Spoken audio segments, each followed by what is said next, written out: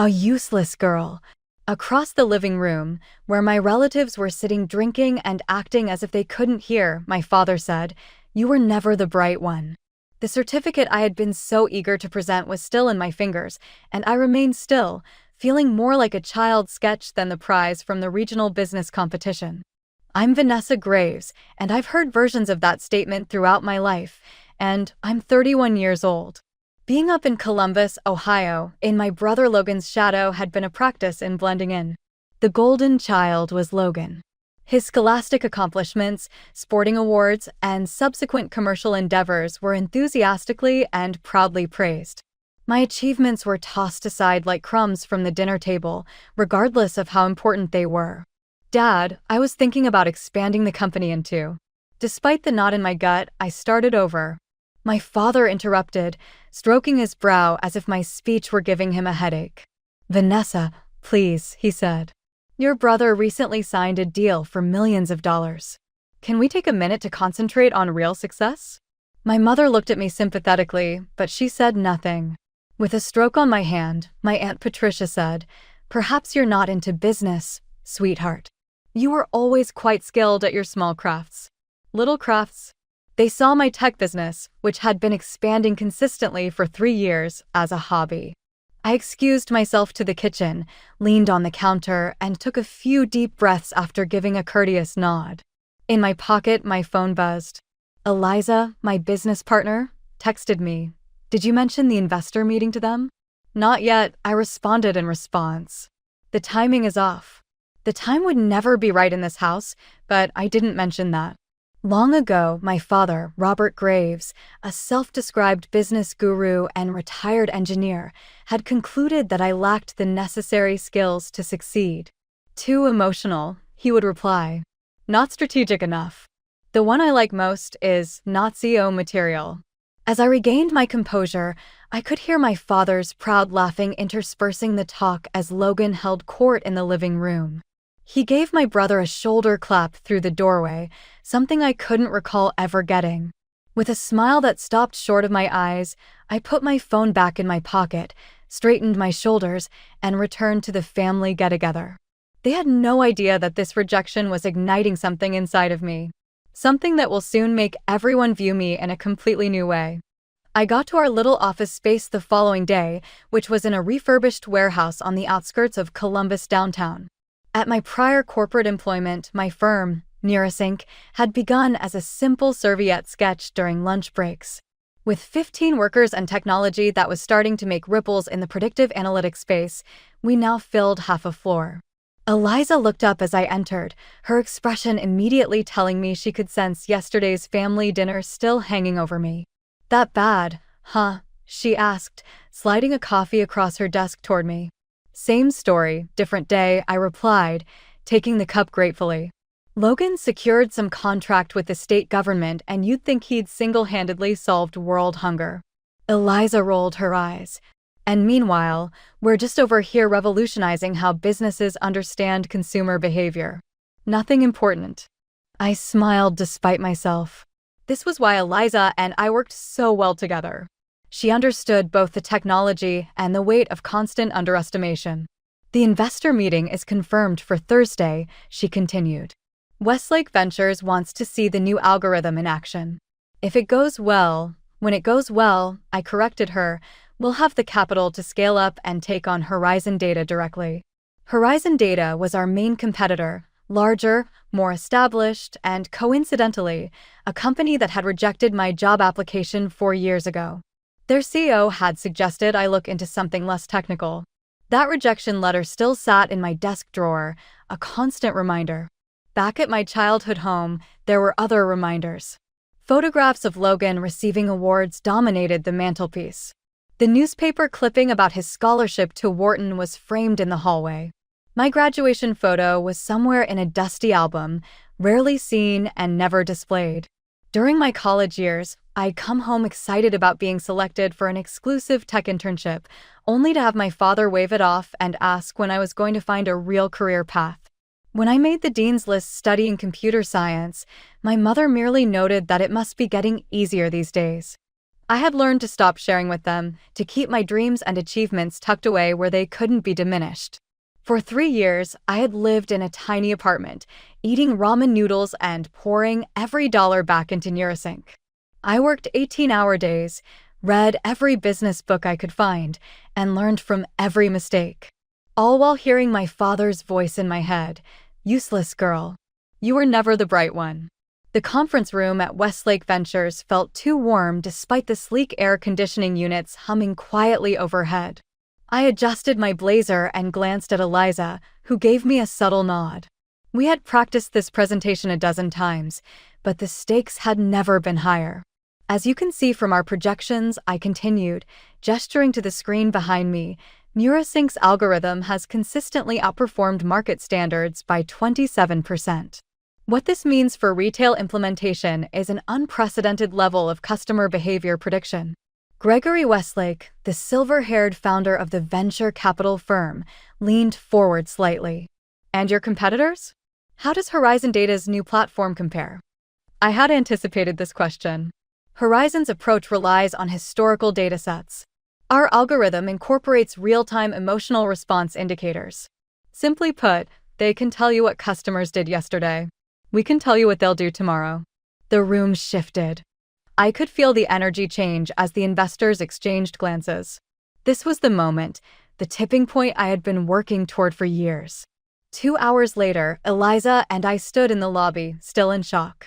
Westlake had not only agreed to invest, but they wanted to lead a funding round that would value Neurasync at $90 million.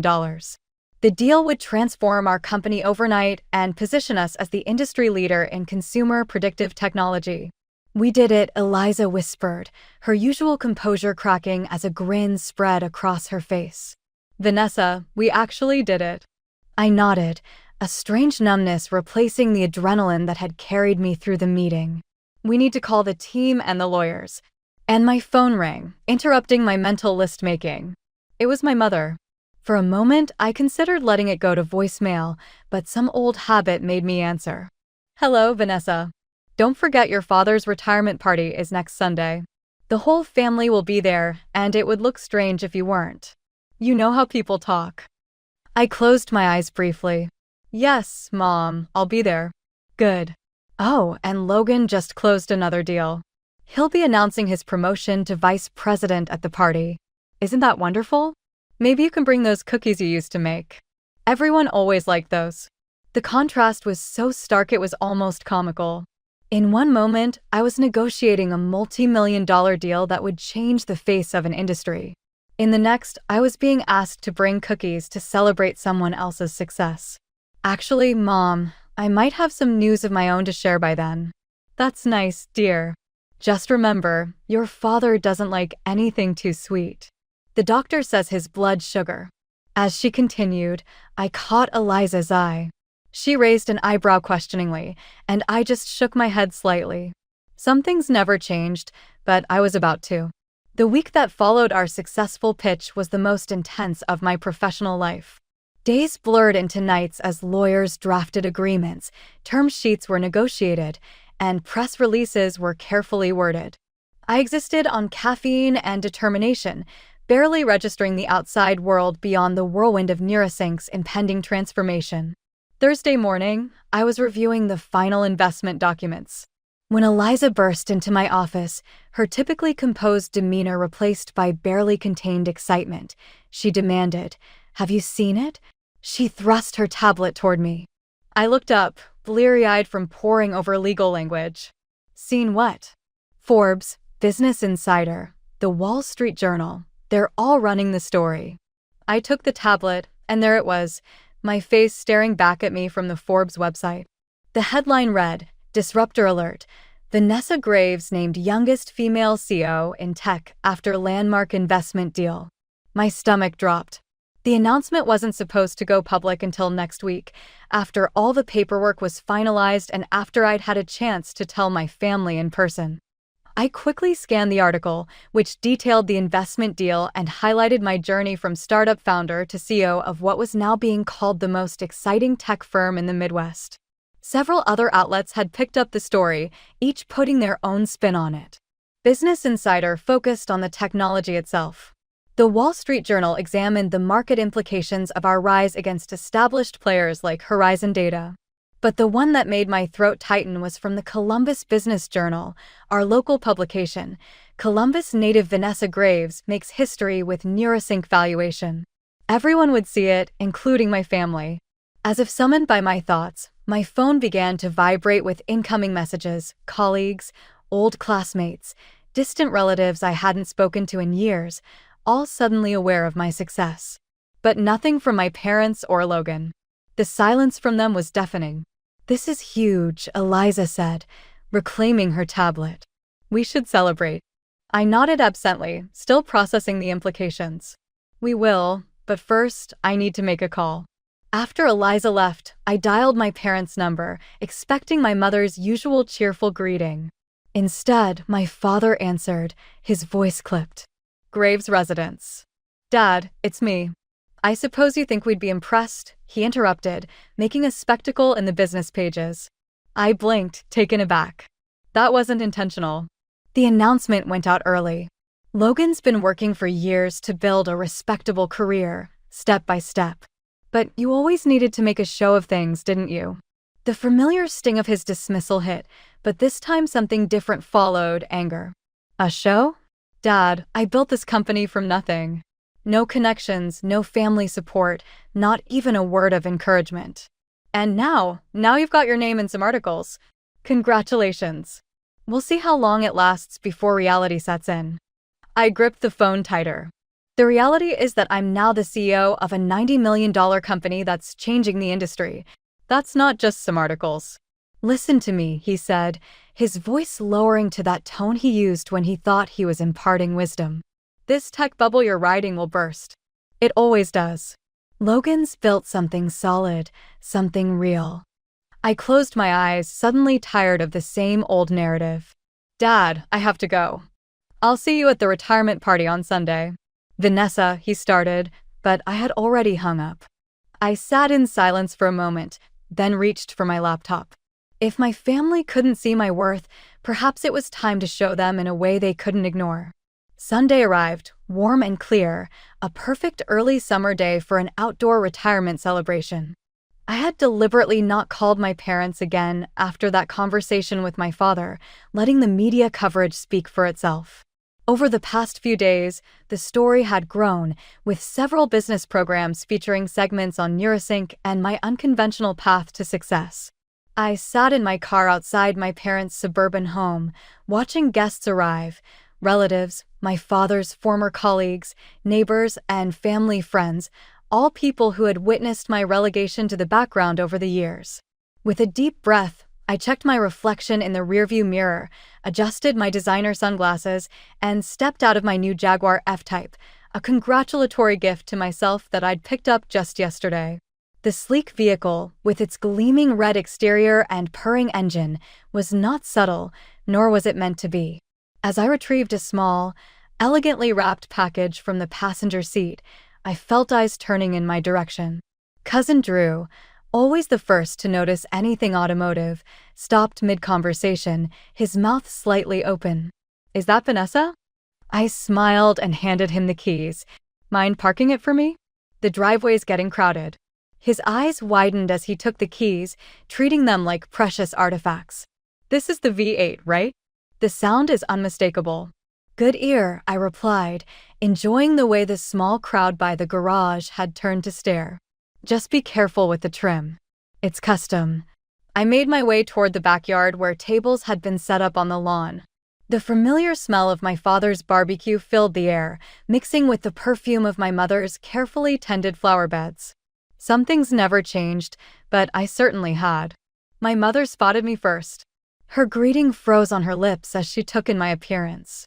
Gone was the practical, understated daughter they were used to. Today, I wore a tailored cream suit with a bold blue silk blouse, designer heels, and jewelry that quietly spoke of success. "Vanessa," she managed finally, "you look different." "Thank you," I said, kissing her cheek. "Where's Dad?" "I brought him something." She gestured toward the grill, where my father stood in his element, surrounded by male relatives and friends, hanging on his every grilling tip. I approached the group, conscious of the conversation dying down as I neared. "Dad," I said, extending the small package. "Happy retirement."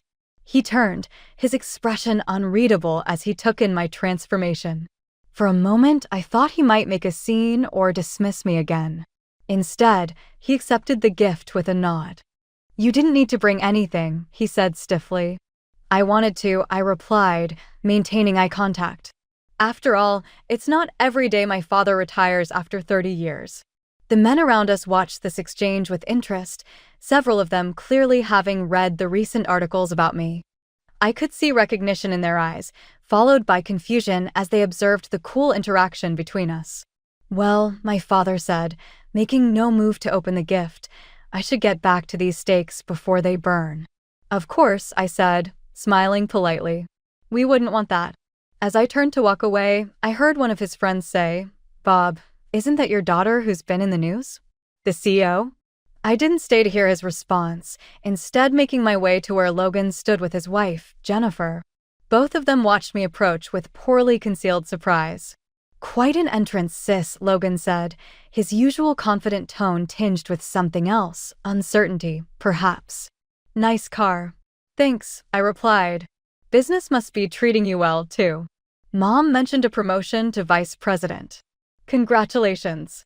Before he could respond, Jennifer cut in. "We read about your company. It's very impressive. Why didn't you tell anyone what you were working on all these years?" The question hung in the air, genuine curiosity in her voice. "Why hadn't I?" "I did," I answered simply. "Many times." No one was interested in listening. Logan shifted uncomfortably, clearly remembering the family dinners where my attempts to discuss my business were brushed aside or talked over. To his credit, he looked somewhat ashamed. "Well, we're all certainly interested now," Jennifer continued, either oblivious to the tension or determined to push past it. "Everyone's talking about that valuation, $90 million. That's incredible." "Vanessa," I noticed how heads turned at nearby tables when she said the figure. Whispers spread like ripples in a pond. Relatives and family friends suddenly realizing the scale of what I had accomplished. "Thank you," I said. "It's been a long road, but the technology is revolutionary. We're changing how businesses understand consumer behavior." Logan cleared his throat. "I'd love to hear more about it sometime. Maybe we could grab lunch. My company might even be interested in implementing something like that." The irony wasn't lost on me. 3 years ago, I'd approached Logan about a potential partnership, excited to share my early prototypes with someone I thought would understand their value. He had declined, suggesting I focus on something more established first. "I'll have my assistant reach out," I replied. The polite corporate response came easily now. "Our implementation calendar is pretty full through the next quarter, but we might be able to squeeze you in." His expression faltered at being treated like any other client rather than family. Before he could respond, my Aunt Patricia appeared, pulling me into a perfumed embrace. "Vanessa, darling, why didn't you tell us you were such a big success?" "We had no idea," she gushed loud enough for everyone nearby to hear. This was the same aunt who had referred to my business as Little Crafts just months ago. "I tried," I said, maintaining my smile. It just never seemed to be the right time to share. As the afternoon progressed, the dynamic shifted palpably. Relatives who had previously gravitated toward Logan now sought me out, asking about Neurosync, about what it was like to be featured in Forbes, about my secrets to success. I answered graciously, but with a professional distance that was new to our family gatherings. My father remained by the grill, his domain, watching this transformation of his usually overlooked daughter with an expression I couldn't quite read. He had still not opened my gift, a custom engraved watch I had made specifically for him, bearing the inscription, "To New Beginnings, Love Vanessa." Eventually, as dessert was being served, my father tapped his glass for attention. The backyard quieted as everyone turned toward him, expecting the retirement speech he had likely been planning for months. "Thank you all for coming today," he began, his voice carrying across the yard. Ending a 30-year career is a milestone worth marking, and having you all here means the world to me and Joyce. He continued with anecdotes from his years as an engineer, thanked colleagues who had become friends, and then turned to family acknowledgments. And of course, I'm proud of my children. Logan, who's making his mark at Hamilton Financial, recently promoted to vice president. A polite round of applause followed, Logan nodding appreciatively. And Vanessa, my father continued, his voice faltering slightly as every eye turned to me, who apparently has been quietly building something none of us fully understood. The yard was silent now, the tension palpable. I met my father's gaze steadily, waiting. I always said she was the emotional one, he added with a small laugh that few joined. It seems I may have underestimated how far that emotional intelligence could take her. It wasn't an apology, not even close. But it was the first public acknowledgement from my father that he might have been wrong about me. As the gathered family and friends raised their glasses, I saw something new in many of their eyes: respect. The retirement party continued into the evening with conversations buzzing under strings of backyard lights. I moved between groups with newfound confidence, no longer the awkward family member relegated to the sidelines. The subtle shift in dynamics was fascinating to observe. Relatives who had barely spoken to me at previous gatherings now hung on my every word. As the night progressed, I found a moment alone with my father. He stood at the edge of the yard, nursing a whiskey and gazing at the garden my mother had spent years perfecting. "You haven't opened your gift," I said, nodding toward the small package still sitting unopened on the gift table. He looked at me, really looked at me, perhaps for the first time in years. I wanted to wait until it was quieter. I nodded, accepting this explanation, though I suspected he simply hadn't wanted to open it in front of everyone after our earlier exchange. "So," he said finally, "CEO?" "Yes." "Of a $90 million company?" "Yes." He swirled the ice in his glass. "And the youngest woman to do it, according to those articles." There was a protracted silence that was characterized by decades of miscommunication and contempt. When he said, "I don't understand it, this technological crap. Business was simple back when I was in it. You may view the services and hold the products." I thought about describing how our algorithm operated and how it was transforming a whole sector, but I decided it wouldn't make a difference. This has nothing to do with comprehending my business. It had to do with his seeing me at last. "Dad, you don't have to know how the technology works. Just know that I created something worthwhile and enduring." After giving a hesitant nod, he pointed to the front of the home. "That car, it's quite a statement." I grinned. The intention was not to make a statement. It was intended as a prize after years of arduous labor. He replied, "But even so, pulling up like that after all those articles. You knew what you were doing," in a softer tone. "Yes," I said. "I did." The new Neurosync offices in downtown Columbus opened 2 months after my father's retirement celebration. From our modest beginnings in that shared workplace, the shining glass structure served as a tangible reminder of how far we had gone. To my astonishment, my entire family was there for the ribbon-cutting event, which was attended by employees, investors, and local business leaders. Before the ceremony started, my mother gave me a firm hug. "Vanessa, you have our utmost admiration. If we didn't display it earlier, I apologize." Realizing the sincerity of her remarks, I gave her a hug in return. She had always been torn between wanting to help me and my father's rejection. She didn't have to make a decision today. Logan, who appeared both intrigued and a little uneasy among the tech throng, came up next. "Sis, this is amazing." "Really, I didn't know you were developing this." I said, "That's because you never asked," but without the resentment that would have tainted their words months before. Those old wounds had been loosened by success. Then my dad was there, standing clumsily close to the door, admiring the modern building and the enthusiasm. I gave him a watch, which he wore. I saw not much, but enough. Being aware of the eyes following me, I approached him, the CEO in her element. I said, "Thank you for coming." He gave a rather quiet nod. Wouldn't have missed it. This shaky calm between us is where I might have stopped. However, I had to say something for my own closure, not out of resentment. Remember all the times you said I wasn't smart and labeled me useless, Dad? Although it was painful, it motivated me to disprove you." His face was a complicated mixture of pride and sadness as he gazed at me. "You certainly did that." "Yes," I said. "I did." And I felt at last that I no longer needed his approval as I stood in the building that was named after my business, encircled by the empire I had created. I was Vanessa Graves, my own success's creator, CEO, and visionary. And I would never again be referred to as worthless.